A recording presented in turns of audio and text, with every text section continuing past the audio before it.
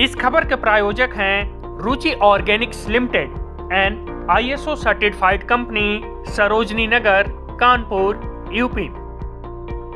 मेरठ में सूरजकुंड वाहन डिपो में गोलीकांड के बाद ऊर्जा राज्य मंत्री डा सोमेंद्र तोमर, महानगर अध्यक्ष विपिन रस्तोगी, मेयर हरिकांत अहलूवालिया ने कैंप कार्यालय पर गोली चलाने के आरोपी पार्षद रविंद्र की पत्नी और कर्मचारी अविनाश के पिता में भले ही समझौता कर दिया हो, लेकिन यह समझौता सफाई कर्मचारियों के गले से नीचे नहीं उतर रहा है, जिसके चलते आज नगर निगम सफाई कर्मचारी संघ के बैनर तले नगर निगम हाल में मीटिंग हुई। इस दौरान नगर निगम सफाई कर्मचारी संघ के अध्यक्ष विनेश मनोटिया ने बताया कि भले ही भाजपा नेताओं ने इस गोलीकांड में पार्षद रविंद्र की पत्नी और कर्मचारी अविनाश के पिता के बीच समझौता कर दिया हो, लेकिन अगर इस दौरान सफाई कर्मचारियों को भी मौके पर बुला लिया होता तो ज्यादा बेहतर रहता है। केवल एक सफाई कर्मचारी ही है जो न्यूनतम वेतन लेकर आपके घरों की गंदगी को साफ करता है, जबकि उसके बदले सफाई कर्मचारी का बेवजह उत्पीड़न किया जाता है। हमें इस समझौते से कोई परेशानी नहीं है, लेकिन जब कर्मचारी हमारे हैं तो फिर हमें भी समझौता होते समय बुलाना चाहिए था। उन्होंने कहा कि अब सफाई कर्मचारी संघ के सभी कर्मचारी अब नगरायुक्त सौरभ गंगवार और मेयर हरिकांत अहलूवालिया से मिलेंगे और 7 सूत्रीय मांग पत्र उन्हें सौंपेंगे। इस मांग पत्र के माध्यम से सभी सफाई कर्मचारी अपनी सुरक्षा की भी मांग रखेंगे। वहीं 19 अप्रैल को होने वाली बोर्ड बैठक का पार्षदों ने नगरायुक्त सौरभ गंगवार से टाउन हॉल में मिलकर बहिष्कार की चेतावनी दी है।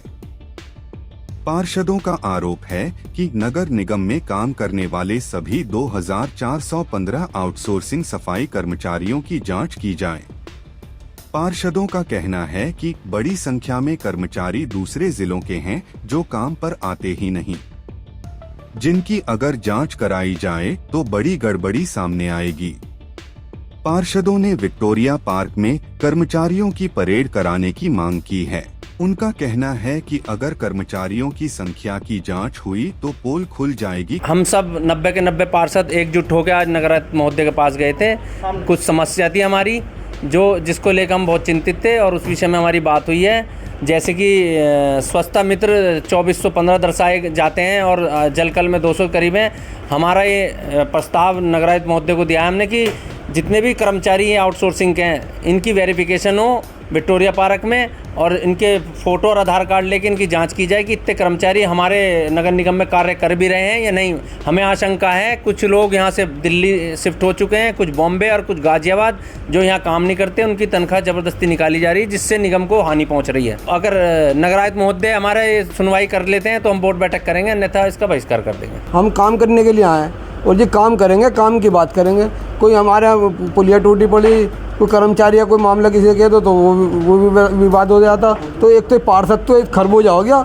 अगर जो छुरी खरबूजे पे गिरे तो जब पार्षद वो खरबूजा कटेगा, वो खरबूजा छुरी पे गिरे जब खरबूजा कटेगा।